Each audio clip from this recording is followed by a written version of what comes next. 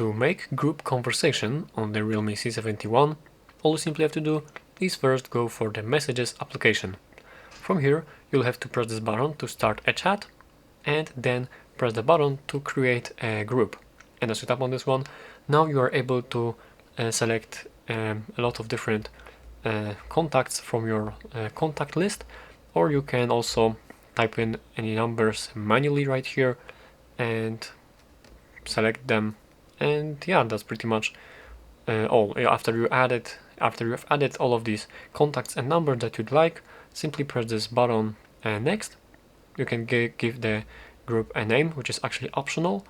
Press done, and now right here you can find that there is this mass text, and you have the group conversation. And as you go for the group details, here you can find all of these